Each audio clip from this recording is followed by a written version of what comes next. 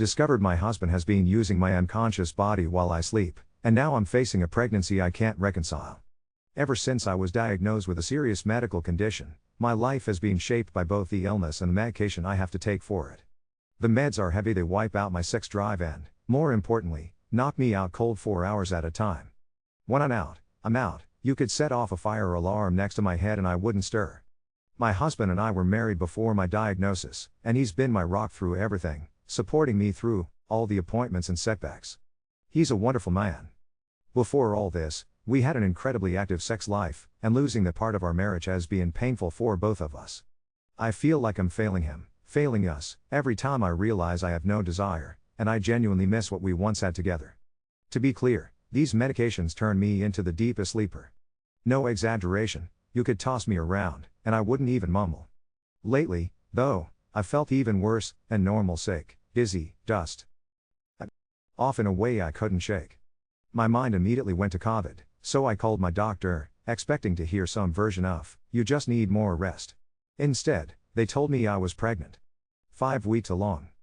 But here's where the ground fell out from under me. I hadn't had sex with my husband in at least 2 months. Maybe even longer. I hadn't cheated on him, I hadn't been assaulted, nothing. There's no immaculate conception happening here. I broke the news to my husband, and he was shocked, of course. With my health, my meds, and everything else, it should be nearly impossible for me to get pregnant. But he went from shock to excitement so quickly, and I was so relieved that he didn't accuse me of cheating that I didn't stop to consider why didn't he? 4 days, this nagged at me. My thoughts kept drifting back to the time I started on the medication. It was a steep adjustment for both of us, not just physically but emotionally. I remember how he tried to joke through it, saying things like, "You could just lie there and watch TV while we do it," or, more chillingly, "I could just have sex with you while you're sleeping, then you don't have to deal with it and I'm still satisfied." At the time, they were always jokes, but the memory sits uncomfortably in the back of my mind. He'd teased about this a couple of times, but always dropped it when he saw I wasn't okay with the idea.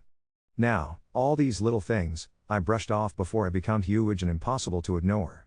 The mornings I'd wake up and feel an unfamiliar soreness or pressure in my pelvis, the kind I only ever felt after we had wild, rough sex. The unexplained bruises. Our bedroom had always been adventurous before my diagnosis, so at first, I dismissed these odd sensations and marks. Now, they marched through my thoughts with alarming clarity. I confronted my husband. I told him I was scared that maybe he had actually done this, that he'd slept with me while I was completely unconscious, and at the very least, why he wasn't the least bit suspicious about the mismatched timelines. His reaction terrified me. He was furious that I could accuse him of something so horrific. He insisted I was just mixing up the dates, that my memory must be affected by my medication. And yes, my meds do sometimes mess with my memory, but not like this. I remember with depressing clarity the last time we had sex. I remember every single time now because I never want it, I never enjoy it, each time stands out like an ugly bruise on my memory. But the terror clings to me. I don't want to give in to panic and convince myself he's been doing this in my sleep. At the same time, I'm so afraid of talking myself out of the only possibility that makes any sense, just because I want to protect my marriage or cling to the man I thought I knew. I am terrified. But this is the only explanation I have left. This medication can't do any of that, and my husband doesn't have sexomnia. Nothing about the medication would make me forget any kind of sexual activity or consent, and it's definitely not a sedative. Desperate for answers, I also reached out to my obgyn, who assured me that pregnancy dating isn't always spot on, and a difference of up to 3 weeks happens more often than you would think. There was a part of me clinging to the hope that maybe I'd overlooked some detail, that maybe I hadn't blown up our lives for nothing. There were days where I'd wake up and remember I never found any evidence of anything wrong, no missing underwear, nothing out of place, no obvious signs. I even told myself the pelvic pain could just be from being pregnant. The bruises. People bruise all the time and never remember how. I talked to a counselor from the hospital twice. I knew I had to get some long-term professional help to deal with everything I was going through. But things between me and my husband were barely existing. I had accused him of assaulting me, and it felt like I'd lit our marriage on fire. I hated myself for it. Most of those 2 weeks after, I just locked myself away in our bedroom. I was embarrassed, humiliated, and sinking into a hole of guilt. The only conversations we had were about the baby, and even those felt cold and disconnected. The truth was, I knew even then that it was over between us. A couple days ago, I went in for another ultrasound at 7 weeks.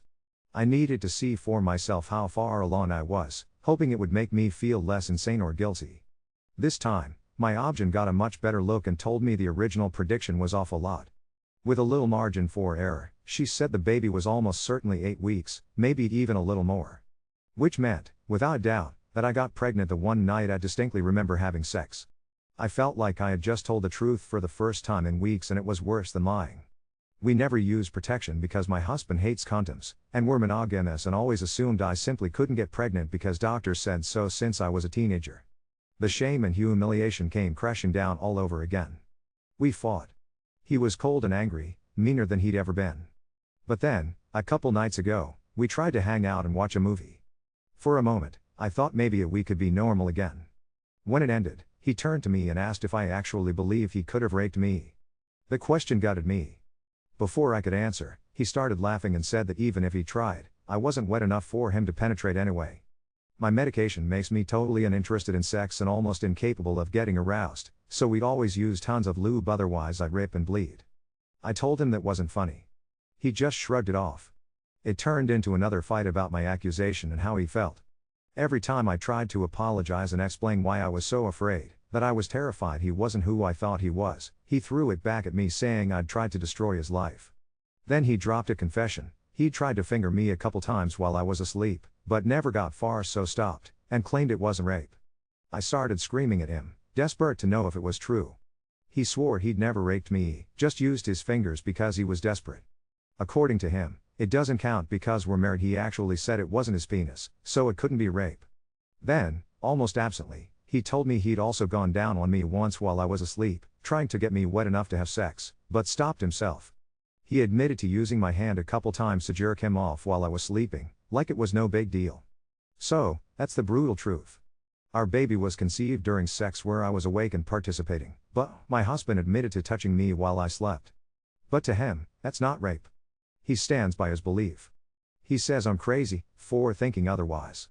Maybe I am crazy. He's my husband, the only real family I've got. I'd never even considered something like marital rape until this whole nightmare. I don't know where to go from here. I have no family. My friends are kind of distant, especially with COVID. It's not like I could just show up on their doorstep anyway. I've always had trouble making friends. Money's another story. I live paycheck to paycheck and lost my job. Leaving terrifies me. I know, deep down, that staying is worse, but I'm scared. He's been sleeping in the living room, and I'm in the bedroom. I barely get an hour of sleep, afraid of him picking another fight. It feels like the end of everything for me. I honestly have no idea what comes next, for either of us. He truly doesn't think he did anything wrong, and the anger he feels about me thinking otherwise is almost dangerous. But I want people to know I'm okay. I really am. Just lost, and frightened, and wandering in the darkest part of all this. Even though I feel incredibly alone, something about being heard has made a big difference. I never expected so many people to care, and it means more to me than I could possibly explain. I know I'll survive this. I just wish I knew where to go from here. Update 2. The night after he said out loud that what he did wasn't rape because we're married, I stared at the bathroom tile for so long the pattern started swimming. It felt like stepping out of a dream into the worst possible version of awake. I kept thinking, okay, so if it's not real, why can't I still hear his voice saying he tried to use my body while I was asleep? There's no gaslight big enough to swallow that. I called the counselor back. I told her, in the flattest voice I've ever used, exactly what he admitted to me. Something in her tone changed. She passed me on to a hospital social worker who didn't treat me like I was overreacting or fragile. She spoke to me like a firefighter walking me down a smoke-filled stairwell. We met in a tiny office with a box of stale tissues and posters about postpartum depression curling off the walls. She asked me if I felt safe sleeping in my own bed. I told her I hadn't slept in days. She didn't say you should leave or you have to stay, she just kept asking very specific questions about where I keep my documents, if I had a second key, whether I could charge my phone somewhere else. The kind of questions that feel like a handrail. That afternoon, I turned on the voice memo app and asked him to talk to me again. I told him I needed clarity. I said I wanted to understand how he could think what he did was okay. He sighed like I was wearing him out and said the same lines he'd already rehearsed, only this time slower, meaner. He kept saying I didn't rape you, and then described, like he was correcting a recipe, where his fingers had been, how he'd lifted my wrist, how he was going to, but stopped. I didn't argue. I didn't cry. I just asked him to explain why he thought it was allowed. He said, "You're my wife," like those 3 words are a key to every locked door. I played the recording for the social worker. She didn't flinch, but her face did, a small, tired thing that made me realize she's heard this hundreds of times. She asked if I would be willing to talk to a detective. I told her I didn't know. I felt like a deer on ice. She said that was fine, but if I chose to, she could arrange for me to meet someone that day, in her private room at the hospital, so I wouldn't have to set foot in a station. It felt like a trapdoor inside me opened. I said yes. The detective was a woman about my mom's age, hair scraped into a tight bun like it was holding her together. She listened. Then she asked me if I wanted to make a report now or just talk. We spent an hour just talking. I told her about my meds. I told her about waking up sore. I told her about him laughing about me not being wet enough. She didn't ask me why I stayed. She didn't ask me why I hadn't called sooner. She just wrote, and slid a cold bottle of water toward me every time my throat closed. I didn't decide anything that day. But on the way home I stopped at the dollar store and bought a door wedge, the kind you cake under and it jams. Dumb, cheap plastic. It felt like more protection than my wedding ring had ever been. That night, I wedged the door. I pushed my dresser in front of it. I stuck one of those little stick-on chime alarms to the frame that shrieked if the door moves an inch. I didn't care if it scratched the paint. I just needed to sleep. At 3:12 a.m. The chime went off. Not loud, those things are a joke, but enough to slice through the thin sleep I'd finally fallen into. I froze, listening. There was a whisper of the knob turning. The wedge held. The dresser held. He knocked once, soft, like we were playing a game. "Babe," he hissed through the door, like my name is a trick. "Let me in." I didn't move. He tried the knob again, harder. The chime shrieked. My heart was so loud I thought he'd hear that instead. And then he said it, through the wood, "I just want to touch you." I grabbed my phone and dialed 911. I held it against my chest and let the dispatcher listen to the rest. He jimmied the lock with something thin, maybe a butter knife, maybe a card, then slammed against the door hard enough to rattle the frame. The wedge skidded but held. I told the dispatcher my name and my address and that I was pregnant and that my husband was trying to get in. She told me to stay on the line. He cursed, once, loud. He said my name again, the ugly way. He kept pushing the door like if he could get 2 inches of space that would make it not wrong. The red and blue lights flashed against the hallway before he got it open. I heard boots on the porch, a hard knock, voices that didn't sound like his. I yelled that I was in the bedroom. Everything got very still. Someone told me to step back from the door. Someone else told him to step into the living room. The door wedged like a tooth. I moved the dresser with my hip, pulled the wedge free, and opened it to a wall of uniforms. They separated us. An officer with hands like baseball mitts stood in the doorway of the bedroom while a woman spoke to me by the closet. I played the voice memo. I put my phone on speaker and watched her jot down times, names, what he admitted to. She didn't look shocked. She did ask if I wanted to go somewhere else for the night. My knees shook so hard I sat down on the floor. I said yes. They'd issued an emergency protective order right there. I learned that it's possible to be both relieved and humiliated while a stranger reads your husband a list of things he's not allowed to do to you anymore. They walked him outside. He didn't look back. He didn't say my name. He did say "this is ridiculous," which felt like a confession better than the one on my phone. The neighbor from 2 doors down, retired, the kind of woman who always waters her flowers at dusk, appeared on the porch with a robe over her nightgown. "I heard the alarm," she said softly to me when the officer stepped away. "I've heard you crying." She touched my arm like she was checking it would hold. I didn't realize until then that I'd been holding my breath since March. The social worker had told me to have a bag by the door in case I decided to go. I hadn't packed it. I stuffed things into a grocery sack with my hand shaking: prenatal vitamins, my insurance card, 2 pairs of underwear, the good sweater. A young officer, maybe 23, hovered in the hall, awkward and watchful, like he thought I might break and he'd be the one who had to sweep the pieces. They wouldn't tell me where he went. They wouldn't tell me how long the order would hold. They gave me a copy of it like a receipt. I followed the neighbor to her apartment for a few hours because I couldn't stop shaking. She made tea like it was a medical procedure. She had sugar cubes in a jar with a ribbon on it. The kind of domestic kindness that makes you cry harder than anything else. Later that morning, I met the social worker again. She had a voucher for a hotel 4 nights through a program that's basically a patch on a hole in the world, and a number for someone at legal aid. We took a taxi to the hotel that smells like disinfectant and waffle batter. My room had 2 beds and a tiny coffee maker. I locked the door twice and wedged it with a chair even though it already had a chain. I slept with my phone on my chest like a talisman. In the afternoon, the detective called. She wanted to meet where we did the first time. I brought the audio, my written statement, and a copy of the order. Sitting in that same office, I listened to my husband's voice come out of my phone like it belongs to a stranger, explaining that he only used fingers and went down on me once while I was asleep. The detective asked if I wanted to press charges. She said it calmly, like asking whether you want a receipt, but I could feel the heaviness of it in my sternum. I thought about how the worst part isn't even what he did, it's that he believes he's entitled to it. I said yes. I called my obgyn and told her what happened because I didn't want to walk into the next appointment smiling and lying. She didn't offer platitudes. She told me to come in early so the clinic social worker could sit with me before the ultrasound. When the one touched my skin and the room filled with galloping static, I cried so hard the tech paused and asked if I wanted her to stop. I told her not to. I couldn't look at the screen. I kept thinking about 2 truths living in the same house: something was hurting me, and something inside me was alive. In between, real life kept elbowing through. The landlord texted about the doorframe. The bank called about an overdraft. I stared at the hotel TV on mute while a chef on some channel chopped parsley like nothing bad ever happens in kitchens. My body kept doing pregnancy things regardless of the rest: nausea in the grocery store aisle that sent me dry heaving into a mask, an ache behind my knees when I stood up too fast.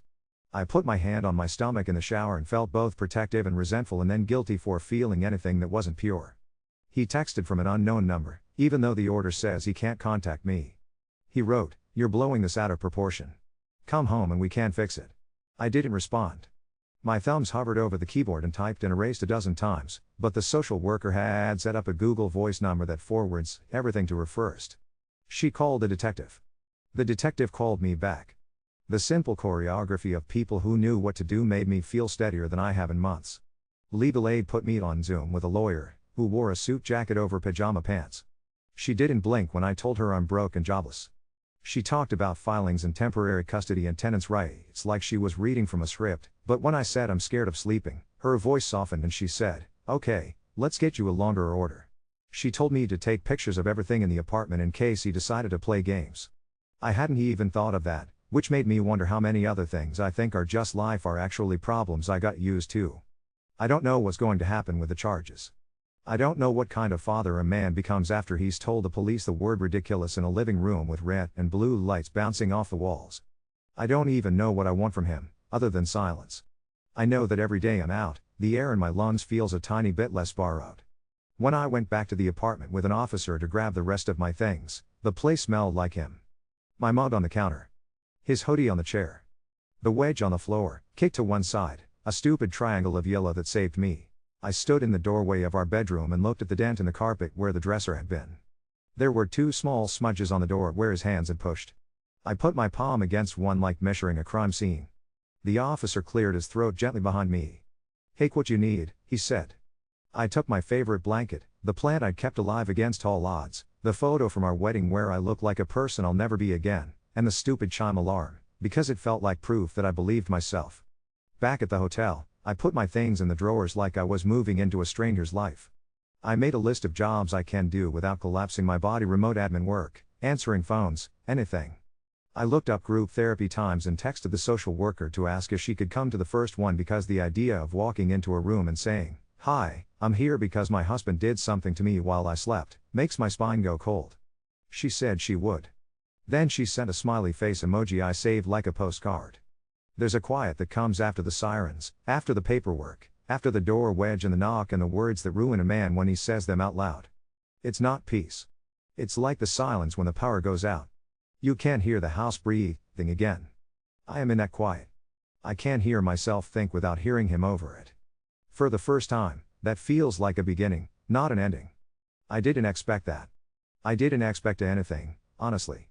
I don't have the right words for what it's like to sit on a cheap hotel bed and listen to your baby's heart on a recording the tech gave you because you weren't ready to watch the screen. It's a whoosh whoosh, insistent, a metric of time I now live by. It's proof of life that doesn't care who hurt me, who I used to be, who he thinks I belong to. It feels like a drumbeat in another room. For now, I'm just walking toward it. Update 3. Courtrooms don't look like TV. They smell like old paper and hand sanitizer and the kind of coffee that tastes like it was made yesterday. The chairs are too close together. The fluorescent lights make everybody the same color. I sat on a wooden bench with a scratch down the middle like a seam and watched the second hand on the clock twitch its way around while my lawyer hair in a crooked bun, ring light scan and real daylight ran a pink highlighter over the copy of the emergency order. Across the aisle, he sat with a tie that didn't match his shirt and the stubborn set to his jaw I used to mistake for determination. He didn't look at me. He looked at the door like he might rehearse walking through it. I didn't rehearse anything. When the clerk called our names, my legs worked like there were strings on my knees. The judge's glasses were halfway down her nose, the chain glinting when she moved. She had the voice of a principal who has sent too many kids home early. My lawyer did the talking at first. Then I did. I kept my eyes on a nick in the wood of the witness stand and said the words that now live under my tongue. He touched me while I slept. I have a recording. He tried the door at 3 in the morning. I called 911. We played the audio. His voice came out of my phone like it had been stored in a freezer, flat, careful, explaining how he only used fingers, how he went down on me once, that I stopped as if that's a mel. I didn't look at him. I listened to my own breathing through the tinny speaker and watched the judge's pen move. When it clicked to a stop, the room made a sound like exhaling. His lawyer, he had one. She wore a blazer the exact color of a bruise, stood and tried to turn it into a marriage argument. Consent implied, misunderstandings, no injuries. The judge held up a hand in a way that made the air cooler. She said my name like it belonged to me. Then she read a few lines from a piece of paper I hadn't seen that sounded like a law I wish I'd known earlier. Non-consensual sexual contact isn't less illegal because someone bought you a ring. It was dry and clean and terrible, and then it was done. She granted a 2-year protective order. She gave me exclusive possession of the apartment. She told him to surrender any keys and not accidentally show up where I might be. He said ridiculous again, softer this time, like the word had gotten tired. I don't know what relief is supposed to feel like. I felt like a snow globe after you set it down and wait for the glitter to fall. It didn't. Not right away. But the paper in my hand had my name and a list of things he is not allowed to do to me anymore, and it counted as weather changing. Back at the hotel, the detective called. They'd served him with the order, she said, and they'd picked him up for violating it because of the text he'd sent through the third number. I asked if I had to come in. She said not today. She said they'd seized his phone with a warrant and that it would take time to go through. I didn't ask what they might find. I boiled water in the tiny coffee maker to make tea because there wasn't a kettle. I watched the steam fog, the mirror, and thought about how many times I have seen the exact shape of his thumbprint on a glass, on my skin. He called once from the jail later that night. The pre-recorded voice said this call is from a correctional facility, like it was narrating someone else's movie. I let it play in an empty room so it would register somewhere official that he'd tried, then I pressed end. It felt like flicking off a light you forgot was on. When my 4 nights at the hotel ended, the program extended it without making me cry to qualify. The social worker drove me to the apartment on a Friday with a locksmith who looked like Santa cut his beard for summer. He changed the deadbolt, and the strike plate, and the thing that looks like the part that actually holds. He screwed until the screws squealed, then made me turn it myself. The bolt slid into place with a sound like a period. I moved the bed to the other wall. I flipped the mattress. I bought new sheets because I couldn't remember which ones we'd used last, and the ones in the drawer smelled like before. The neighbor with the sugar cubes wrote her number on a sticky note and offered to keep a spare key on her hook. The apartment was the same place with different oxygen. The wedge sat by the dresser like a plastic trophy. There were marks on the doorframe where something had scraped. I touched them. I didn't scrub them off. I wanted to know they were there until I don't anymore. I went to group the next morning in a community room where the chairs were arranged in a circle like they were pretending to be a hub. My social worker sat next to me. A basket of cheap pens and a pile of crumpled tissues lived in the middle like centerpieces. Someone with a butterfly bandage on her brow cried quietly before we even started. When it was my turn, I said my name. I said, I'm pregnant and I'm here because my husband used my body when I was asleep. The room didn't flinch. Nobody told me I was brave. A woman across from me with a tattoo of a sunflower on her wrist nodded like we'd already met in some other room where the door has no handle on the outside. I didn't know you could feel less crazy just by saying something out loud, where nobody argues. The detective called again on a Tuesday. They pulled pieces from his phone. It takes time, she said. It's not like TV, but there were searches. The words didn't have dates attached yet, not in a way they could swear to in court, but they existed like a bruise under skin. Sleeping wife consent, is it rape if we're married, How to get wife wet without waking her. I sat down on the floor and put my hand on the carpet. The line of the bed's old indentation was still pressed into the pile like a shadow. I called my lawyer and left a message that was just me breathing and then, "I'm here." I went back to my option and this time when the tech asked if I wanted to look, I did. The shape on the screen didn't look like a baby the way my brain catalogs babies. It looked like a hell breath. The whoosh whoosh was faster, bolder. I didn't cry like I did last time. I counted each bead in my head like stairs. The clinic's social worker sat in the corner and didn't offer me a tissue when I didn't need one. After, they drew blood, checked boxes, handed me a folder full of pamphlets that all have the same picture of a woman laughing at a salad. I threw those away in the parking lot. I kept the grainy photo.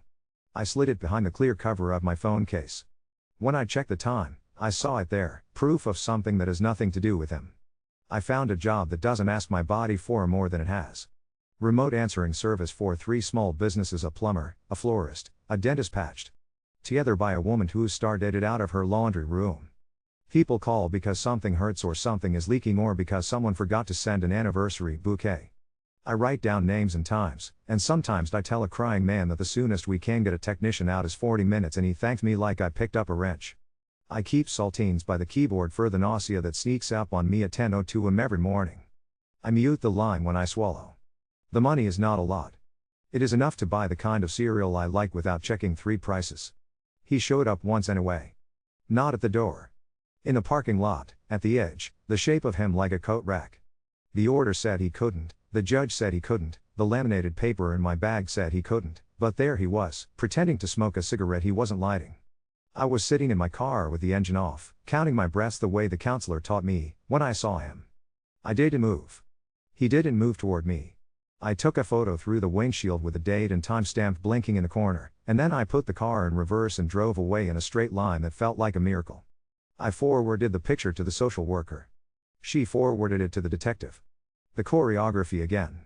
A few hours later, a number I didn't recognize called to tell me he'd been picked up for the violation. The woman on the line said, "Thank you for reporting promptly." She said it like directions on a fire extinguisher. The landlord let me paint the bedroom, even though the lease technically doesn't. I picked a color called something like foggy morning. It looks like what sleep might be if sleep was safe.